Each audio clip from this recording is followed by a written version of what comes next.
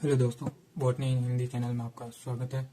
तो आज हम पुंकेसर तथा लघु बीजाणु जनन यानी परागकणों का निर्माण कैसे होता है उनके बारे में अध्ययन करेंगे। पुमंग एक पुष्प पर स्थित नर जनांग के चक्कर को हम पुमंग कहते हैं। जैसे हम चित्र में देख पा रहे हैं, ये एक पुंकेसर है तथा बहुत सारे पुंकेसरों के समूह को हम पुमंग कहते हैं। पुंकेसर पुमंग के प्रत्येक सदस्य को पुंकेसर कहते हैं। जैसे आप चित्र में देख पा रहे हैं, पुंकेसर के 3 भाग होते हैं। सबसे ऊपर वाला ये भाग दिखाई दे रहा है जो परागकोश है, तथा ये बीच में जो परागकोश को आपस में जोड़ने का कार्य करता है उसको संयोजी कहते हैं, तथा ये डेंड्रोनियम संरचना दिख रही है उसको पूतंतु कहते हैं। नेक्स्ट है परागकोश के बारे में हम अध्ययन करेंगे। परागकोश सामान्यतः 2 प्रकार का होता है, एकोष्ठी व द्विकोष्ठी। द्विकोष्ठी परागकोश ऐसे परागकोश जिसमें 2 पालियां होती हैं तथा प्रत्येक पाली में 2 परागपुट यानी लघु बीजाणुदानी होती है। ऐसे परागकोश को हम द्विकोष्ठी परागकोश कहते हैं, तथा द्विकोष्ठी परागकोश अधिकांश पादपों में द्विकोष्ठी परागकोश पाया जाता है। परागपुट में अनेक परागकण बनते हैं। परागकणों को हम लघु बीजाणु भी कहते हैं। द्विकोष्ठी परागकोश में 2 पालियां तथा प्रत्येक पाली में 2 परागपुट होते हैं, अर्थात 4 लघु बीजाणुदानियां होती है। नेक्स्ट है एकोष्ठी परागकोश ऐसे परागकोश जिसमें 1 पाली तथा केवल 2 लघु बीजाणुदानी होती है। ऐसे परागकोश को हम एकोष्ठी परागकोश कहते हैं। नेक्स्ट है पुंकेसर व परागपुट का परिवर्धन कैसे होता है उसके बारे में अध्ययन करेंगे। तो सबसे पहले हम देखते हैं पुंकेसर का परिवर्धन। पुंकेसर का परिवर्धन कैसे होता है। पुष्पासन पर पुंकेसर एक वृंत सदस्य वृद्धि कर पूतंतु बनाता है। जैसे हमने पहले देखा था, एक डंडीनुमा संरचना थी, उसका निर्माण करता है और पूतंतु के शीर्ष भाग पर परागकोश का परिवर्धन होता है। एक तरुण परागकोश के अनुपृष्ठ काट में बाह्य त्वचा द्वारा परिबद्ध विभज्योतकी कोशिका का समूह होता है, जो वृद्धि कर 2 पालियों में बढ़ जाती है तथा प्रत्येक पाली 2 कोष्ठों में बढ़ जाती है। इस प्रकार परागकोश 2 पाली तथा 4 कोष्ठों वाला होता है और प्रत्येक कोष्ठ को परागपुट या लघु बीजाणुदानी कहते हैं, जिसमें पराग कणों का निर्माण होता है। नेक्स्ट, परागकोश का परिवर्धन। परागकोश का परिवर्धन यूस्पोरेंजिएट प्रकार का होता है। ऐसे परिवर्तन में 1 से अधिक बीजाणुजन मात्र कोशिका से बीजाणुदानियों का परिवर्धन होता है।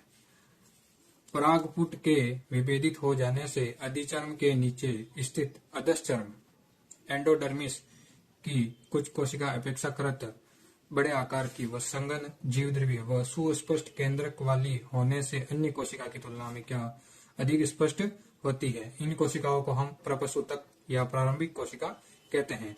प्रत्येक प्रारंभिक कोशिका परिणतिक तल में विभाजन कर, परिणतिक अर्थात सतह के समानांतर विभाजन कर बाहर की ओर तो प्राथमिक भित्तीय कोशिका बनाती हैं तथा भीतर की ओर प्राथमिक बीजाणुजन कोशिका बनाती है। अब प्राथमिक भित्तीय कोशिका परिणतिक विभाजन कर, सतह के समानांतर विभाजन कर बाहर की ओर तो अंतःस्थिशियम सेल का निर्माण करती है तथा भीतर की ओर भित्तीय सेल का निर्माण करती है। अंतःस्थिशियम कोशिका अपनतिक विभाजन सतह के समकोण पर विभाजन कर अधिचर्म के नीचे स्पष्ट कोशिका स्तर अंतःस्थिशियम बनाती है तथा भित्तीय कोशिका 2 और 3 परिणतिक व कई अपनतिक विभाजन द्वारा अंतःस्थिशियम के नीचे 2 या 3 कोशिका स्तर बनाती हैं। उनको हम मध्य स्तर या मिडल लेयर्स कहते हैं। अर्थात प्राथमिक भित्तीय कोशिका से बहुपर्तीय परागकोश भित्ति का निर्माण होता है। नेक्स्ट है प्राथमिक बीजाणुजन कोशिका। प्राथमिक बीजाणुजन कोशिका समसूत्री विभाजन कर 2N बीजाणुजन कोशिका या लघु बीजाणुजन कोशिका या लघु बीजाणु मात्र कोशिका का निर्माण करती है तथा लघु बीजाणुजन कोशिका अर्धसूत्री विभाजन कर N अगुणित लघु बीजाणु या परागकणों का निर्माण करती है।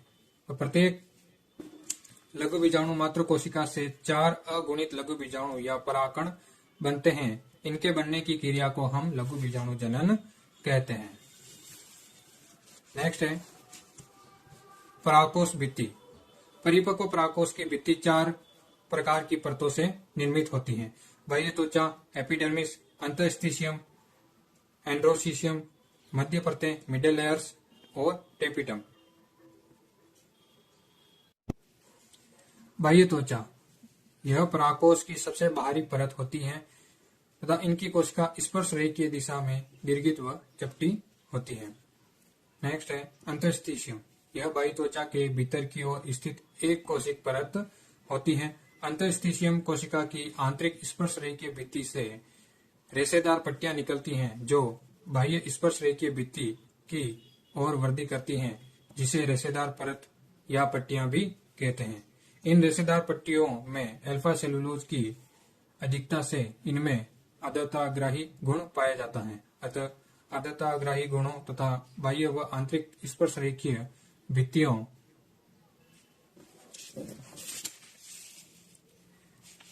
के प्रसार के कारण अंतःस्थिशियम की कोशिका परिपक्व अवस्था में पराकोष भित्तियों के टूटने में सहायता करती है।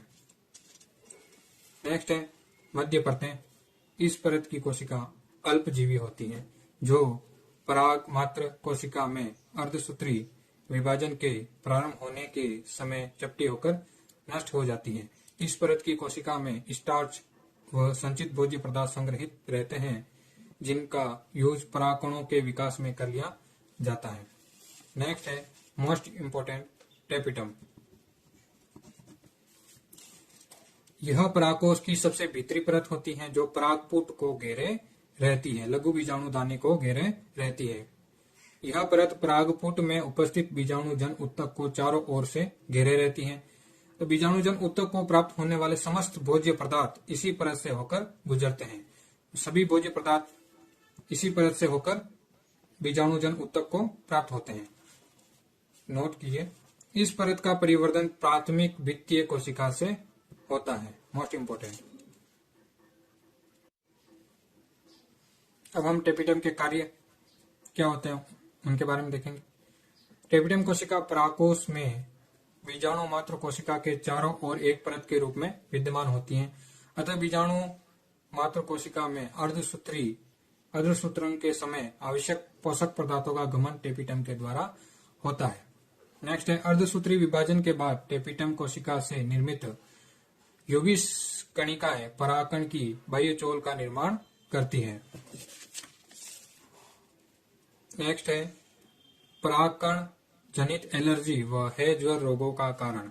टेपिटम द्वारा निर्मित प्रोटीन परागकण की बाह्य चोल में उपस्थित कंटक व गुहाओं में पाए जाते हैं तथा जब परागकण जल के संपर्क में आते हैं तब बाह्य चोल में उपस्थित प्रोटीन मुक्त हो जाते हैं, जिससे परागकण जनित एलर्जी व है ज्वर रोग होता है।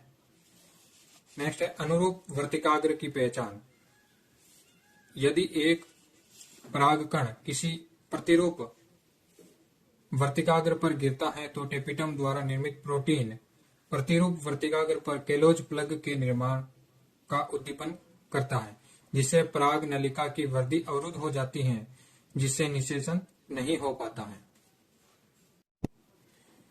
नेक्स्ट है परिपक्व परागकोश का स्फुटन। परागकोश को परिपक्व हो जाने पर मध्य परत व टेपिटम स्तर हासिल हो जाते हैं। इस प्रकार परागकोश भित्ति में केवल अधिचर्म व अंतःस्थिशियम परत ही रहती है। दोनों तरफ के दो परागपुटों के मध्य का पट नष्ट हो जाता है। इस प्रकार एक ओर के परागपुट आपस में संपर्कित हो जाते हैं।